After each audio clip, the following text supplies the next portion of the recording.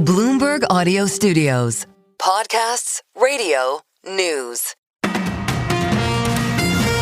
Good morning, I'm Nathan Hager. And I'm Karen Moscow. Here are the stories we're following today. Karen, we begin with the latest on the situation in Venezuela following an extraordinary weekend of airstrikes in and around Caracas and the capture of President Nicolás Maduro.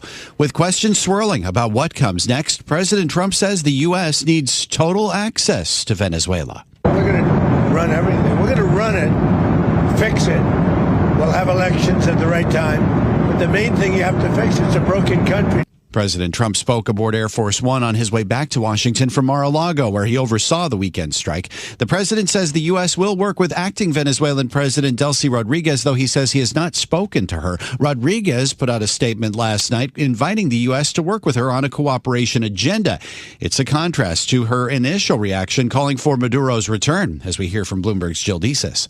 Definitely a change in tone from her initial statements, which were denouncing the actions of the U.S. and calling for Maduro's return. But I think the really important thing to remember here is that, Trump seems, certainly content with leaving her in charge. So, I'd kind of point to that as being potentially a factor there in her now talking about cooperation. It's Bloomberg's Jill Desis. As for Maduro, he is due to appear in Manhattan federal court today to face charges that could keep him and his wife behind bars for the rest of his life. A trial on narco-terrorism charges is not expected until next year. It's unclear if Maduro has hired a lawyer for today's hearing. Well, Nathan, Secretary of State Marco Rubio is emerging as the Trump administration's point man on Venezuela. He appeared on several of the Sunday political shows to say the U.S. is running where Venezuela goes from here. There's a quarantine right now in which sanctioned oil shipments, there's a boat, and that boat is under U.S. sanctions. We go get a court order, we will seize it. That remains in place. And that's a tremendous amount of leverage that will continue to be in place until we see changes that not just further the national interest of the United States, which is number one, but also that lead to a better future for the people of Venezuela. And that was Secretary Rubio on CBS's Face the Nation. Republican hawks are rallying around the administration following the weekend attack. Senate Intelligence Chairman Tom Cotton was also on Face the Nation. This was an excellent operation. Only the United States military could have pulled it off, but they couldn't have pulled it off without the support of the professionals in the intelligence community. Republican Senator Tom Cotton, but isolationists within the party, like Congresswoman Marjorie Taylor Greene, are criticizing the strike. This is the same Washington playbook that we are so sick and tired of, that doesn't serve the American people, but actually serves the big corporations, the banks, and the oil executives. Congresswoman Marjorie Taylor Greene appeared on NBC's Meet the Press, and you can hear Meet the Press and Face the Nation every Sunday on Bloomberg Radio. Well, Karen, the U.S. plan to revive Venezuela's oil industry could take years and cost up to $100 billion. Bloomberg's John Tucker joins us with that part of the story. John, good morning. And Nathan, experts say rebuilding Venezuela's oil infrastructure enough to lift output back to its peak levels of the 1970s would require companies that include Chevron to invest about $10 billion a year over the next decade. Well, right now, Chevron shares up 8% pre-market. Chris Sabatini, senior research fellow at Chatham House, says there isn't much left of the oil infrastructure in Venezuela. Problem is, and this was the case in Iraq too, you're looking at, basically in the case of Venezuela, more than 2 decades of an autocratic, corrupt regime. At Venezuela's oil parks, the equipment is in such poor shape it takes up to 5 days to fully load super tankers. Oil rigs have been abandoned, spills go unchecked, drilling pads have been ransacked, fires and explosions have gutted equipment there. Venezuela does sit atop the world's largest oil reserves, but output plummeted during the 12-year term of Nicolás Maduro. The nation currently produces about 1 million barrels a day. Compare that to nearly 4 billion barrels in 1974. And if output does increase, oil prices may decline, offering less incentive for the oil companies to invest. In New York, I'm John Tucker, Bloomberg Radio. All right, John, thank you. Well, the Chinese Foreign Ministry is expressing concerns about the capture of Venezuela's Nicolás Maduro. And here's spokesman Lin Jian speaking through an interpreter earlier in Beijing. China expresses grave concern of the U.S. seizing Nicolás Maduro and his wife and taking them out of the country. The U.S. move is in clear violation of international law and the principles of the UN Charter.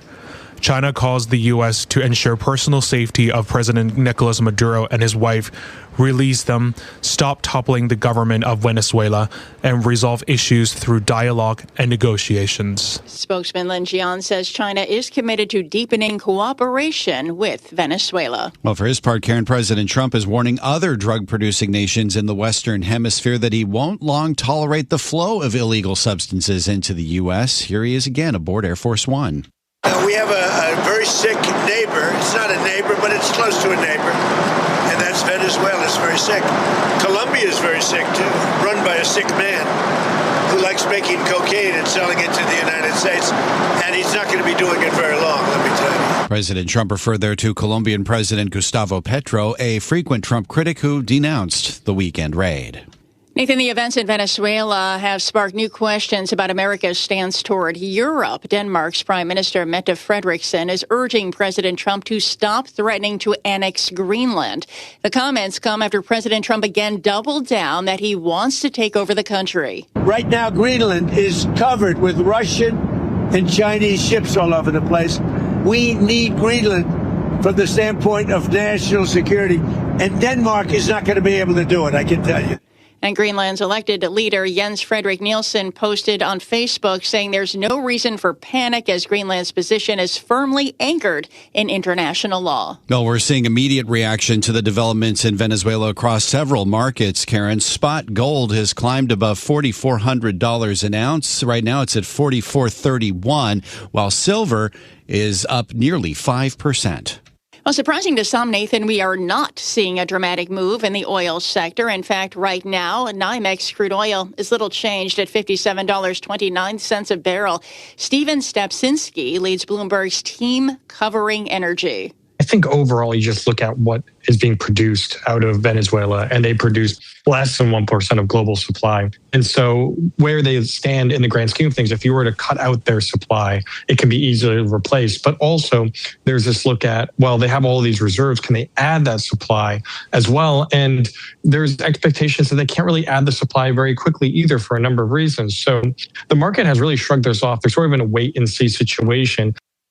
And in a separate note, Bloomberg Steven Stepsinski says at a meeting yesterday, OPEC Plus stuck with plans to pause supply increases in the first quarter. And Karen, U.S. airlines have begun rebuilding their Caribbean operations after the military incursion in Venezuela triggered airspace closures across the region. American Airlines and Delta are among those that have added extra flights and seats to accommodate displaced customers. Hundreds of flights were canceled over the weekend after the Federal Aviation Administration restricted parts of Caribbean airspace.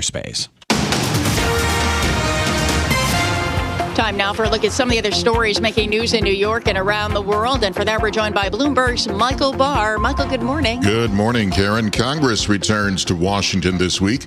The Senate returns today. The House comes back Tuesday. They will address government funding with a January 30th deadline to pass a bill or face another government shutdown. In addition, Congress must deal with health care now that health care tax credits under the Affordable Care Act expired last month. Millions of Americans are unable to afford health insurance without the subsidies.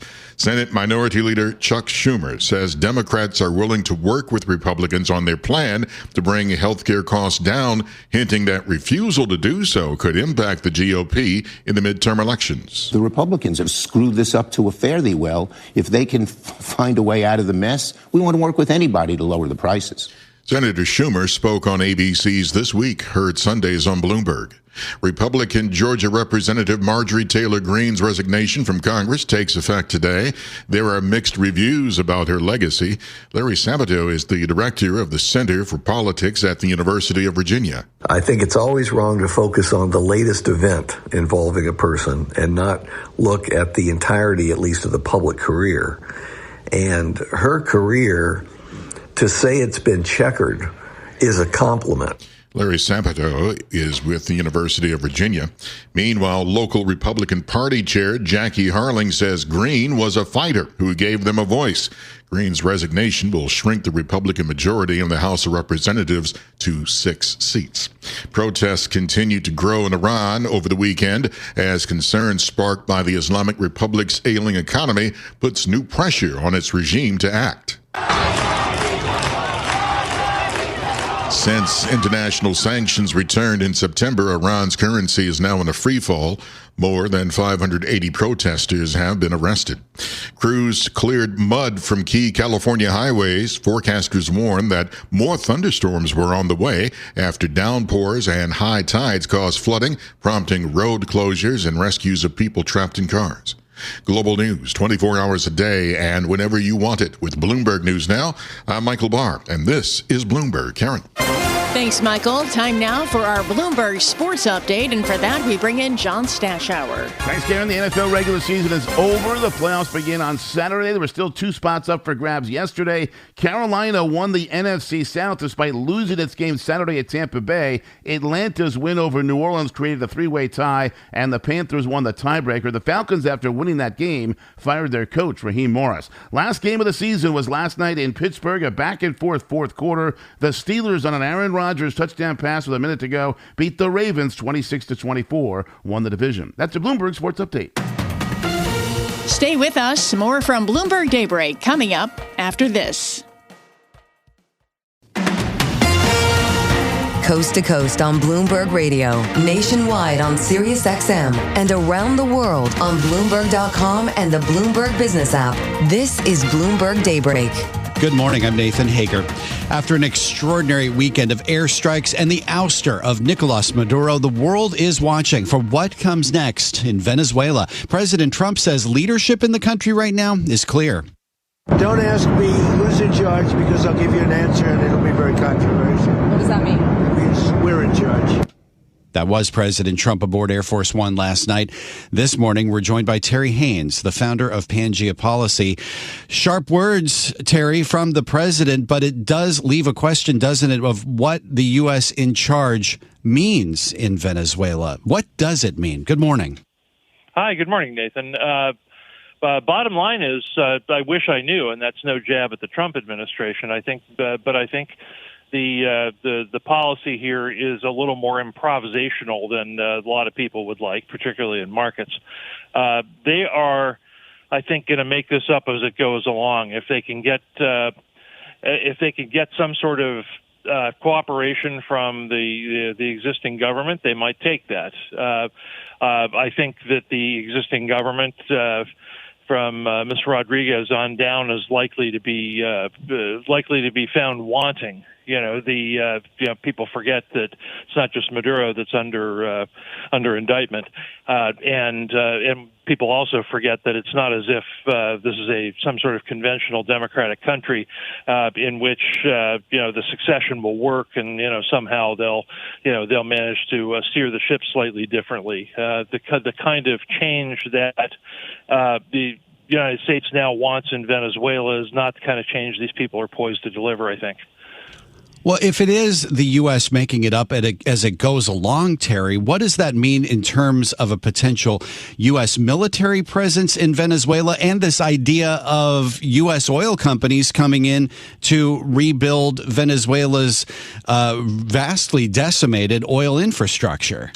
Well, 2 things. One, I think that it is very unlikely that there will be some kind of major sustained boots on the ground presence in the United States, or from the United States to Venezuela. Might there be some sort of relatively small force that does specific things?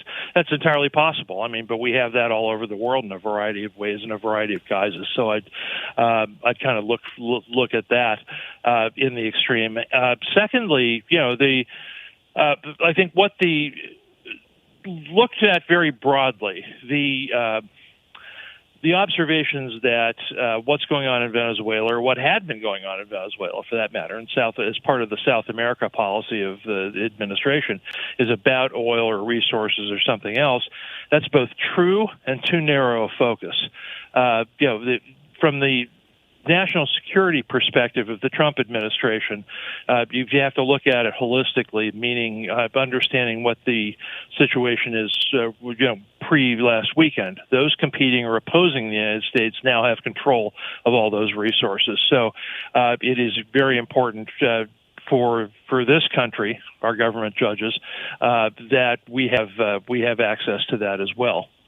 Taking your point about looking at it holistically, the administration has said it's about oil and it's about drug flows out of Venezuela as well. And the president just last night aboard Air Force One sent a warning to the president of Colombia, calling him a very sick man. What could potentially come next here, given those potential implications, Terry?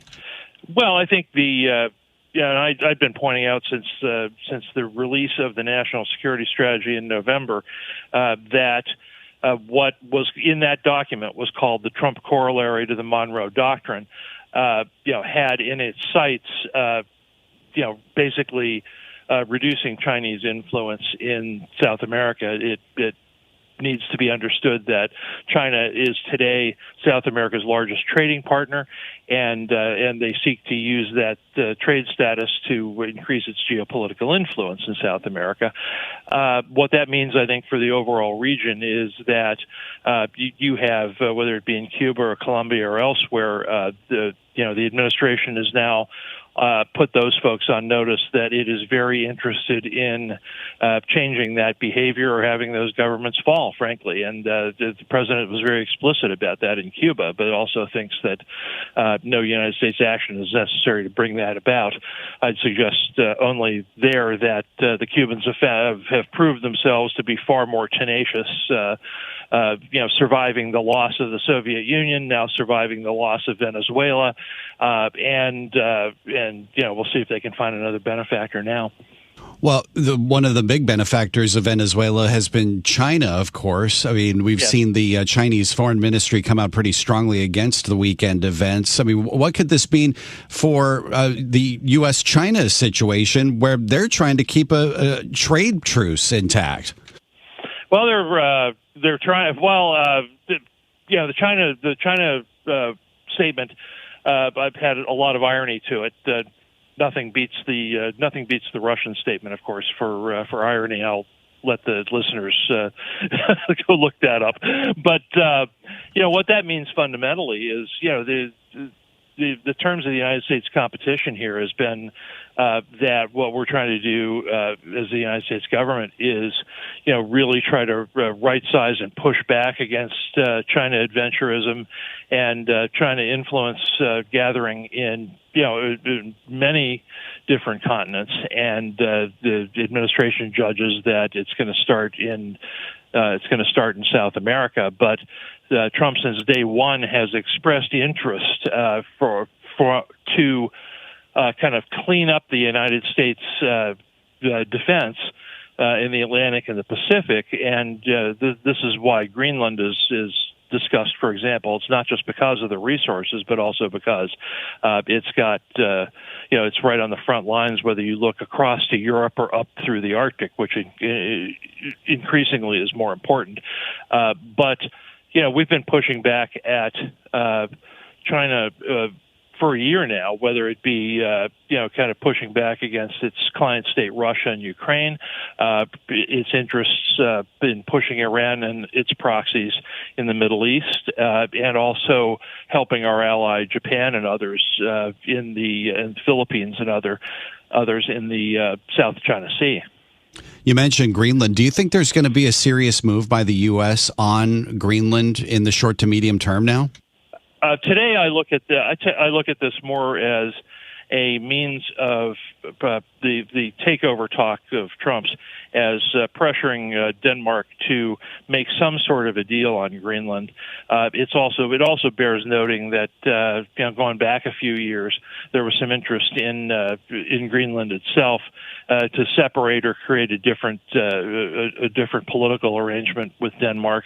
I think both of those strings are being twanged rather unsubtly. But I look at this as much the administration's view as much more interested in making some sort of oil minerals deal and all the rest. Again, going back to China, I think none of this consider that none of this might have happened had not China kind of pulled the rare earths string here, which is still unresolved and part of the unresolved U.S.-China trade tensions. This is Bloomberg Daybreak, your morning podcast on the stories making news from Wall Street to Washington and beyond. Look for us on your podcast feed by 6 a.m. Eastern each morning on Apple, Spotify, or anywhere else you listen. You can also listen live each morning starting at 5 a.m. Wall Street time on Bloomberg 1130 in New York, Bloomberg 99.1 in Washington, Bloomberg 92.9 in Boston, and nationwide on Sirius XM Channel 121. Plus, listen coast to coast on the Bloomberg Business app, now with Apple CarPlay and Android Auto interfaces. And don't forget to subscribe to Bloomberg News Now. It's the latest news whenever you want it, in 5 minutes or less. Search Bloomberg News Now on your favorite podcast platform to stay informed all day long. I'm Karen Moscow. And I'm Nathan Hager. Join us again tomorrow morning for all the news you need to start your day right here on Bloomberg Daybreak.